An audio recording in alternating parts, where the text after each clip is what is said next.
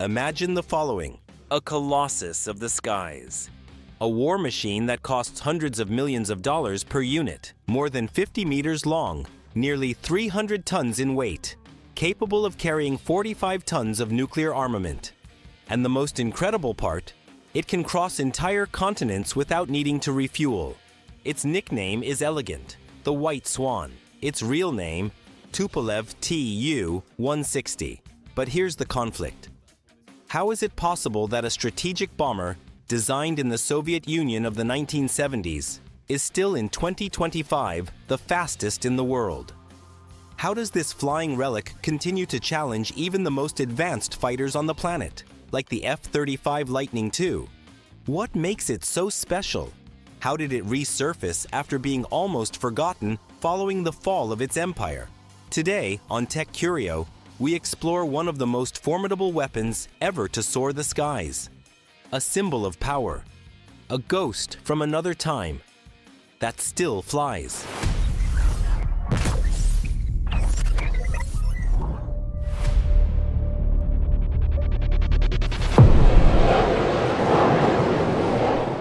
'70s decade. The world is fractured by the Cold War. The Soviet Union dominates Eastern Europe with an iron fist. It controls regimes, represses internal dissent, and maintains constant military tension with the West.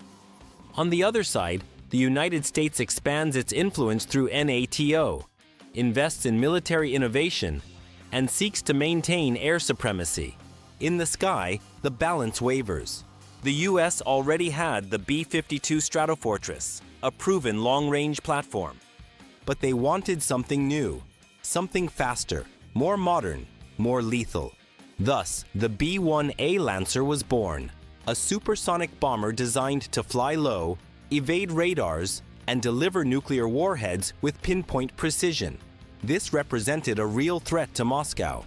The Soviets knew the B-1A could penetrate their defenses at low altitude and strike at the heart of the country without being detected in time. By then, the Soviet Air Force fielded models like the Tu-95 Bear. Robust, yes, but noisy, subsonic, and easily trackable by radar.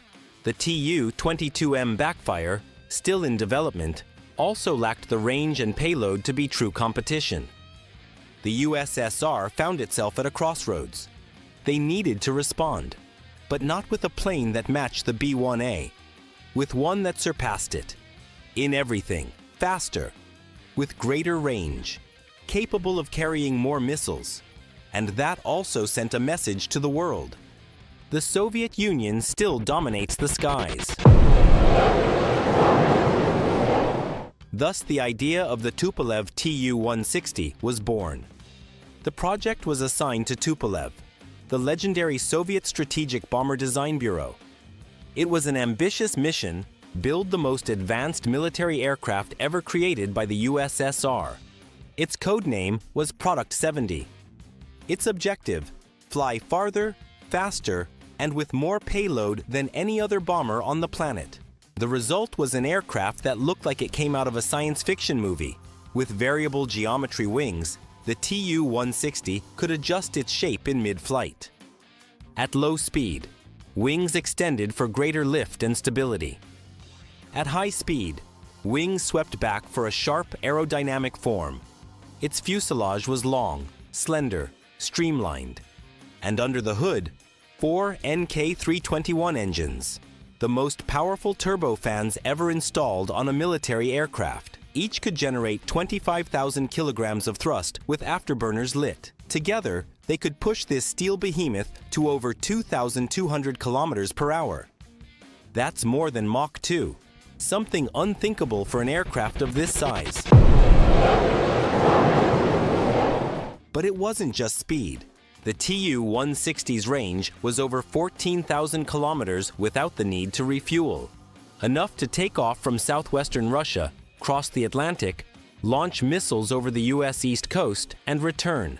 And most impressively, it could do so without being detected until it was already too late. Payload: up to 45 tons of armament, including Ka-55s with nuclear warheads, and later the Ka-101 and Ka-102 cruise missiles with precision and long range. Everything was stored internally, with no armament hung on the outside, which reduced its radar signature and made it harder to intercept. Inside, 4 crew members: pilot, co-pilot, navigator, and weapons operator. The cockpit was armored with redundant and analog systems designed to function even under extreme conditions. The investment was monumental. Each unit cost between $250 and $300 million at the exchange value of the time, a price comparable to the Soviet space program. Nothing was cheap, nothing was simple. But on December 18, 1981, after years of development, the first Tu-160 finally took off from the Zhukovsky base. And with it, the White Swan took flight. More than a new aircraft, it was a silent yet clear message. The Soviet Union could still build the impossible. 1991. The Soviet Union collapses. The empire that invested billions in the development of the Tu-160 falls apart. What was meant to be the aerial symbol of Soviet hegemony, overnight became a burden too costly for a bankrupt country. Production of the Tu-160, which had accelerated in the 1980s, was halted immediately. Of the more than 100 aircraft planned, only 36 were actually built, many in testing phases or unfinished.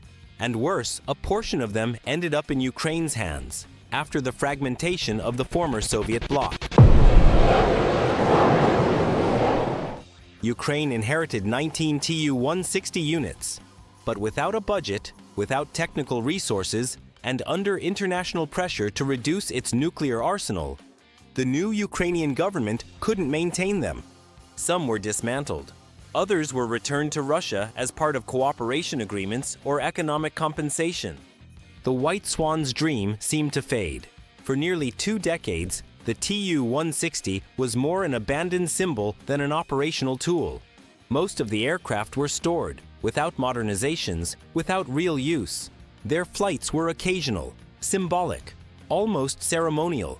The fastest aircraft in the world, created for total war, was becoming a museum piece. And even so, something remained. Every time a Tu-160 took off, NATO radars lit up.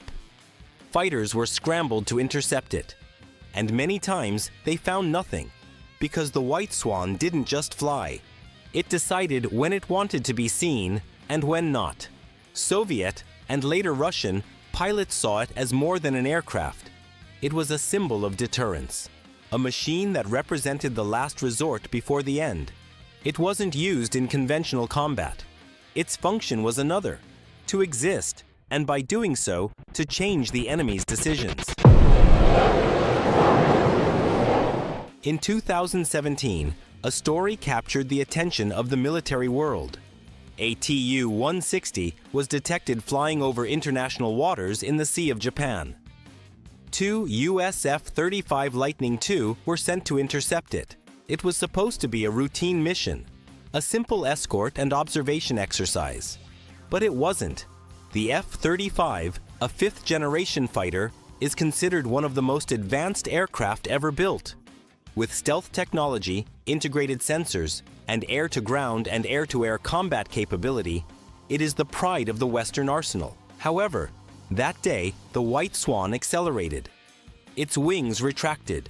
The 4 NK-321 engines roared at full power. And then, the unexpected happened. The Tu-160 left the F-35s behind. For more than 45 minutes, the Tu-160 flew at speeds near Mach 2. The F-35s tried to follow, but couldn't. Why? Because although the F-35 is technologically superior in avionics, its design is not made to sustain supersonic speeds for long periods. Its supersonic endurance is limited, and its fuel tanks can't compete with an intercontinental bomber designed to cross continents. That day, the White Swan reminded the world of something very uncomfortable. Sometimes, the past isn't dead. It's only waiting for the moment to return. It wasn't the only time. In 2007, two Tu-160s crossed the North Atlantic and were intercepted by British and Norwegian fighters. In 2008, Moscow sent 2 units to Venezuela as a demonstration of strategic reach. They traveled more than 10,000 miles, projecting power thousands of kilometers from home. Unlike the American B-52, which operates in large numbers, the Tu-160 is rare. There are few of them, but each carries a disproportionate symbolic weight. When a Tu-160 appears on radar, it isn't just an aircraft. It's a message, and enemies understand it perfectly. In the early 2000s, the Russian government slowly began modernizing some Tu-160s. Its avionics, navigation, and communication systems were upgraded. But the true rebirth came in 2015. President Vladimir Putin signed the order to reopen the Tu-160 production line at the Kazan plant. Thus, the Tu-160M2 program was born. The goal was ambitious: build 50 new units. Modernize the 16 already existing. In the midst of economic sanctions and international pressure, it was almost an impossible challenge. But Moscow had a clear objective: demonstrate that it still mastered the art of the strategic bomber. The Tu-160M2's improvements weren't merely cosmetic. New NK-32-02 engines, more efficient and with greater range, improved radar to detect stealth aircraft, special coating to reduce radar signature, digital avionics, electronic warfare systems, and encrypted communications. But the most interesting part lay in its offensive capability. In addition to nuclear missiles, it can now carry high-precision conventional cruise missiles like the KH-101. And it is even speculated that it can carry hypersonic missiles and long-range air-to-air missiles, such as the R-37M, capable of neutralizing enemy fighters and support aircraft before they get close. Today, in 2025, the Tu-160M2 is fully integrated as a key part of Russian military doctrine. It is the only active strategic bomber in the world that combines sustained supersonic speed, intercontinental range without refueling, capability to launch nuclear and conventional weapons, tactical maneuverability thanks to its variable geometry wings. The Tu-160M2 is no longer a mere relic of the Cold War. It is now a modernized platform with fully updated offensive and defensive capabilities for the 21st century. In addition to its structural improvements, its electronic warfare system makes it a true aerial fortress, capable of leading attacks, coordinating operations, or simply appearing on radar, as a reminder of what Russia can still do. Even so, legends must face time. The future of Russian strategic aviation already has a name: PAK-DA, a next-generation stealth bomber designed to operate with a different approach: subsonic speed, flying wing profile similar to the American B-2 Spirit, extremely low radar signature, autonomous flight capability of up to 30 hours, range of 12,000 kilometers, and a payload of approximately 30 tons. The objective: gradually replace the Tu-160, the Tu-95, and the Tu-22M3. But there's an important detail: the PAK-DA is not ready yet. Technical and financial delays have pushed its entry into service beyond 2030, and analysts agree that for now, the White Swan will continue to dominate the skies. The Tupolev Tu-160 is much more than an airplane. It is the materialization of a vision that speed, power, and deterrence are not negotiated. They are imposed. It is a reminder that not all weapons lose relevance with time. Some evolve, others simply remain fearsome enough to never need to be used. When a Tu-160 appears, radars sound alerts. pilots take off, and military analysts take note, because the White Swan doesn't just fly, it intimidates, and it does so with the calm of one who knows that, even with half a century on its wings, no one has been able to replace it. In a world full of technological advances, artificial intelligence, invisible drones, and spy satellites, the fastest weapon in the Russian arsenal is still a giant of steel born in the 1970s. And that tells us something clear. Sometimes the most advanced isn't the newest, but what never stopped working. If you're passionate about discovering how technology and military history intertwine in machines that change the world, this channel is for you. Subscribe now to TechCurio and turn on the bell for more stories of legendary engineering, military technology, and breakthroughs that marked a before and after. See you in the next video. And remember, in technology, nothing is as simple as it seems.